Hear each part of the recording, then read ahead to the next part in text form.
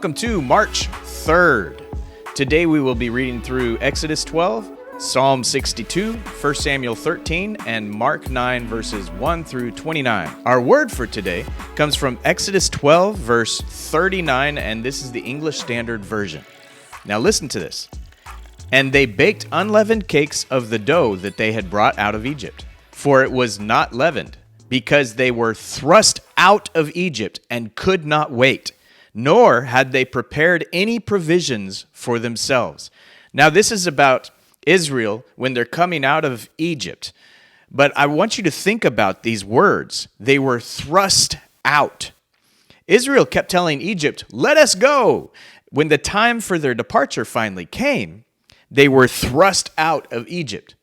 Adam and Eve were thrust out of the Garden of Eden. Israel was thrust out of their land after continual rebellion and worshiping idols and mixture, and they were sent into exile. And this is later on in the Bible. But there was a thrusting out. This is a forceful removal and driving out, and is most often used in a negative context for the one who is being driven. In Exodus 12, God took rejection and turned it into liberation. He used rush to demonstrate provision. Israel could not wait. They didn't have time to hang out and discuss a plan or what's going to happen or where they're going. They didn't get to work out the details of their move. There was no 2-week notice, right? There was no time to prepare. It said that in the word that we read. They were being thrust out by Egypt, but they were being pulled into a trust relationship with God. If the Lord used your circumstances to quickly move you, would you perceive it as rejection or liberation? Are you being kicked out or launched forward? Would you be frustrated with God if He didn't give you time to prepare for transition? Are you willing to trust that He has plans for good and salvation? Psalm 62, 11 and 12 says that both power and steadfast love belong to God. What if our loving, almighty Father is using thrusting out as a new birth for new life? Exodus 12, New Living Translation. While the Israelites were still in the land of Egypt, the Lord gave the following instructions to Moses and Aaron. From now on, this month will be the first month of the year for you. Announce to the whole community of Israel that on the 10th day of this month, each family must choose a lamb or a young goat for a sacrifice. One animal for each household. If a family is too small to eat a whole animal, let them share with another family in the neighborhood. Divide the animal according to the size of each family and how much they can eat. The animal you select must be a 1-year-old male, either a sheep or a goat with no defects. Take special care of this chosen animal until the evening of the 14th day of this first month. Then the whole assembly of the community of Israel must slaughter their lamb or young goat at twilight. They are to take some of the blood and smear it on the sides and top of the door frames of the houses where they eat the animal. That same night, they must roast the meat over a fire and eat it along with bitter salad greens and bread made without yeast. Do not eat any of the meat raw or boiled in water.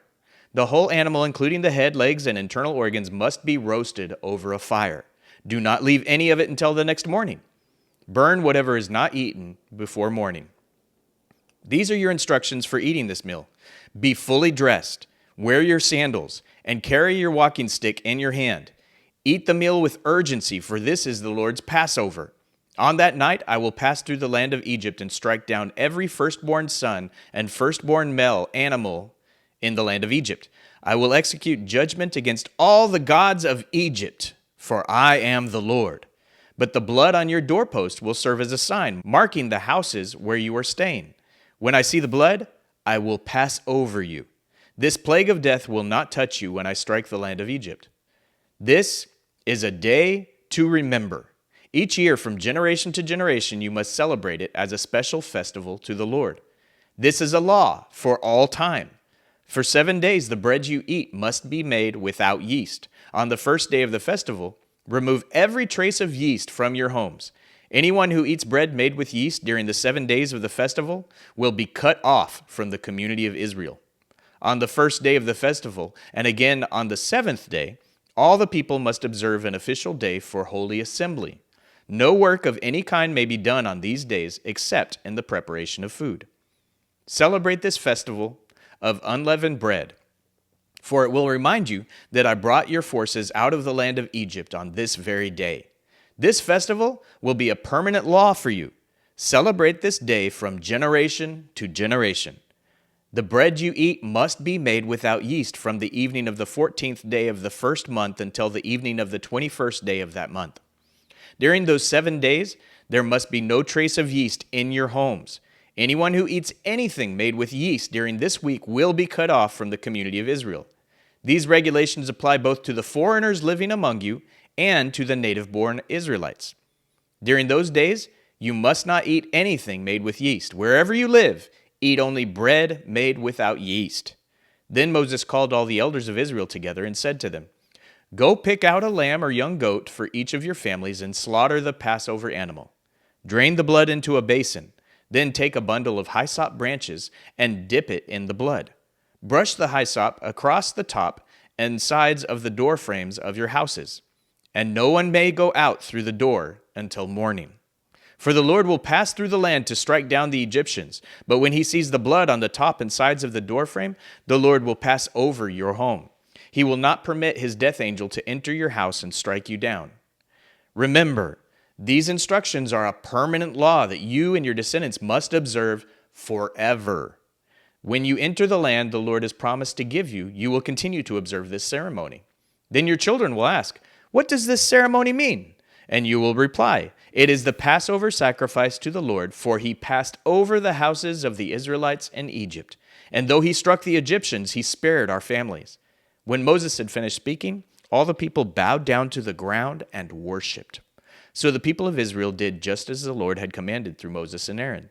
And that night, at midnight, the Lord struck down all the firstborn sons in the land of Egypt, from the firstborn son of Pharaoh, who sat on his throne, to the firstborn son of the prisoner in the dungeon.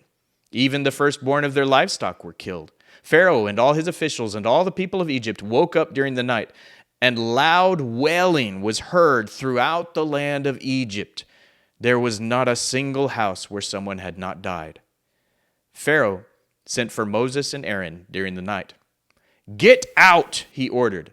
Leave my people and take the rest of the Israelites with you. Go and worship the Lord as you have requested. Take your flocks and herds as you said, and be gone. Go, but bless me as you leave. All the Egyptians urged the people of Israel to get out of the land as quickly as possible, for they thought, We will all die. The Israelites took their bread dough before yeast was added.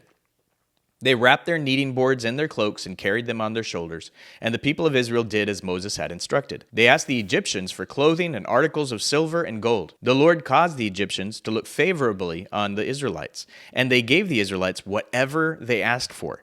So they stripped the Egyptians of their wealth. That night, the people of Israel left Ramses and started for Succoth. There were about 600,000 men, plus all the women and children. A rabble of non-Israelites went with them, along with great flocks and herds of livestock. For bread, they baked flat cakes from the dough without yeast they had brought from Egypt. It was made without yeast because the people were driven out of Egypt in such a hurry that they had no time to prepare the bread or other food. The people of Israel had lived in Egypt for 430 years. In fact, it was the last day of the 430th year that all the Lord's forces left the land. On this night, the Lord kept his promise to bring his people out of the land of Egypt. So this night belongs to him, and it must be commemorated every year by all the Israelites from generation to generation. Then the Lord said to Moses and Aaron, These are the instructions for the festival of Passover. No outsiders are allowed to eat the Passover meal, but any slave who has been purchased may eat it if he has been circumcised.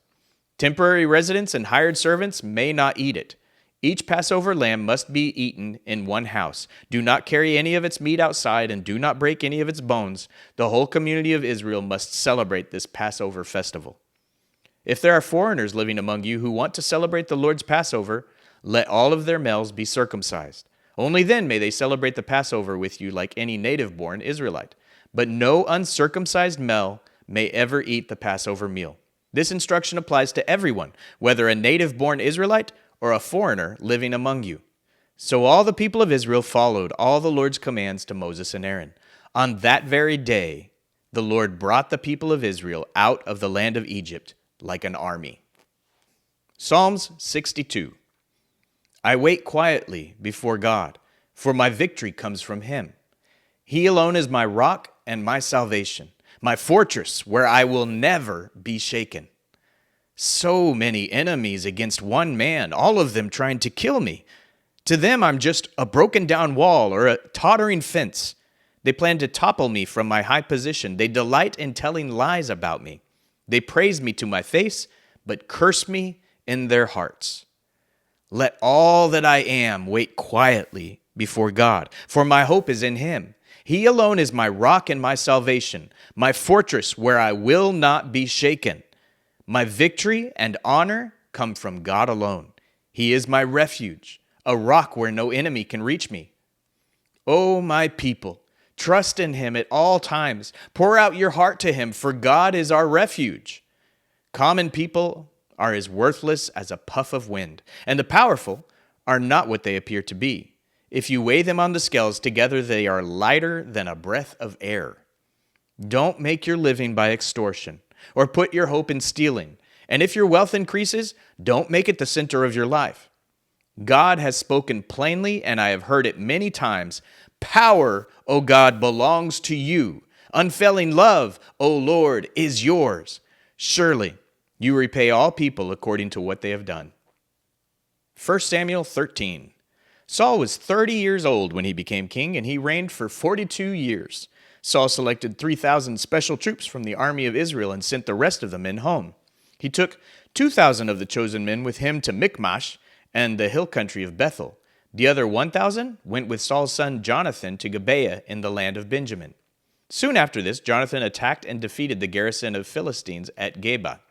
The news spread quickly among the Philistines. So Saul blew the ram's horn throughout the land, saying, "Hebrews, hear this! Rise up and revolt!"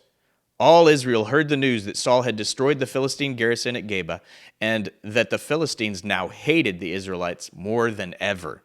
So the entire Israelite army was summoned to join Saul at Gilgal. The Philistines mustered a mighty army of 3,000 chariots, 6,000 charioteers, and as many warriors as the grains of sand on the seashore. They camped at Michmash, east of Beth-aven. The men of Israel saw what a tight spot they were in, and because they were hard-pressed by the enemy, they tried to hide in caves, thickets, rocks, holes, and cisterns. Some of them crossed the Jordan River and escaped into the land of Gad and Gilead. Meanwhile, Saul stayed at Gilgal, and his men were trembling with fear. Saul waited there 7 days for Samuel, as Samuel had instructed him earlier, but Samuel didn't come. Saul realized that his troops were rapidly slipping away, so he demanded, "Bring me the burnt offering and the peace offerings." And Saul sacrificed the burnt offering himself. Just as Saul was finishing with the burnt offering, Samuel arrived. Saul went out to meet and welcome him, but Samuel said, "What is this you have done?" Saul replied, "I saw my men scattering from me, and you didn't arrive when you said you would, and the Philistines are at Michmash ready for battle. So I said, 'The Philistines are ready to march against us at Gilgal, and I haven't even asked for the Lord's help.' So I felt compelled to offer the burnt offering myself before you came." "How foolish!" Samuel exclaimed. "You have not kept the command the Lord your God gave you. Had you kept it, the Lord would have established your kingdom over Israel forever. But now your kingdom must end, for the Lord has sought out a man after his own heart. The Lord has already appointed him to be the leader of his people, because you have not kept the Lord's command." Samuel then left Gilgal and went on his way, but the rest of the troops went with Saul to meet the army. They went up from Gilgal to Gibeah in the land of Benjamin. When Saul counted the men who were still with him, he found only 600 were left. Saul and Jonathan and the troops with him were staying at Geba in the land of Benjamin. The Philistines set up their camp at Michmash. 3 raiding parties soon left the camp of the Philistines. One went north toward Ophrah in the land of Shual. Another went west to Beth-horon. and the third moved toward the border above the valley of Zeboim near the wilderness. There were no blacksmiths in the land of Israel in those days. The Philistines wouldn't allow them for fear they would make swords and spears for the Hebrews. So whenever the Israelites needed to sharpen their plowshares, picks, axes, or sickles, they had to take them to a Philistine blacksmith. The charges were as follows: 1/4 of an ounce of silver for sharpening a plowshare or a pick, and 1/8 of an ounce for sharpening an axe or making the point of an ox goad. So on the day of the battle, none of the people of Israel had a sword or spear except for Saul and Jonathan. The pass at Michmash had meanwhile been secured by a contingent of the Philistine army. Mark 9, verses 1 through 29. Jesus went on to say, "I tell you the truth, some standing here right now will not die before they see the kingdom of God arrive in great power." 6 days later, Jesus took Peter, James, and John and led them up a high mountain to be alone. As the men watched, Jesus' appearance was transformed, and his clothes became dazzling white, far whiter than any earthly bleach could ever make them. Then Elijah and Moses appeared and began talking with Jesus. Peter exclaimed, "Rabbi, it's wonderful for us to be here. Let's make 3 shelters as memorials, one for you, one for Moses, and one for Elijah." He said this because he didn't really know what else to say, for they were all terrified. Then a cloud overshadowed them, and a voice from the cloud said, "This is my dearly loved son. Listen to him." Suddenly, when they looked around, Moses and Elijah were gone, and they saw only Jesus with them. And as they went back down the mountain, he told them not to tell anyone what they had seen until the Son of Man had risen from the dead. So they kept it to themselves, but they often asked each other what he meant by rising from the dead. Then they asked him, "Why do the teachers of religious law insist that Elijah must return before the Messiah comes?" Jesus responded, "Elijah is indeed coming first to get everything ready. Yet, why do the scriptures say that the Son of Man must suffer greatly and be treated with utter contempt? But I tell you, Elijah has already come, and they chose to abuse him, just as the scriptures predicted." When they returned to the other disciples, they saw a large crowd surrounding them, and some teachers of religious law were arguing with them. When the crowd saw Jesus, they were overwhelmed with awe, and they ran to greet him. "What is all this arguing about?" Jesus asked. One of the men in the crowd spoke up and said, "Teacher, I brought my son so you could heal him. He is possessed by an evil spirit that won't let him talk. And whenever the spirit seizes him, it throws him violently to the ground. Then he foams at the mouth and grinds his teeth and becomes rigid. So I asked your disciples to cast out the evil spirit, but they couldn't do it." Jesus said to them, "You faithless people, how long must I be with you? How long must I put up with you? Bring the boy to me." So they brought the boy, but when the evil spirit saw Jesus, it threw the child into a violent convulsion. He fell to the ground, writhing and foaming at the mouth. "How long has this been happening?" Jesus asked the boy's father. He replied, "Since he was a little boy. The spirit often throws him into the fire or into water, trying to kill him. Have mercy on us and help us if you can." "What do you mean, if I can?" Jesus asked. "Anything is possible if a person believes." The father instantly cried out, "I do believe, but help me overcome my unbelief." When Jesus saw that the crowd of onlookers was growing, he rebuked the evil spirit. "Listen, you spirit that makes this boy unable to hear and speak," he said. "I command you to come out of this child and never enter him again." Then the spirit screamed and threw the boy into another violent convulsion and left him. The boy appeared to be dead. A murmur ran through the crowd as people said, "He's dead." But Jesus took him by the hand and helped him to his feet, and he stood up. Afterward, when Jesus was alone in the house with his disciples, they asked him, "Why couldn't we cast out that evil spirit?" Jesus replied, "This kind can be cast out only by prayer."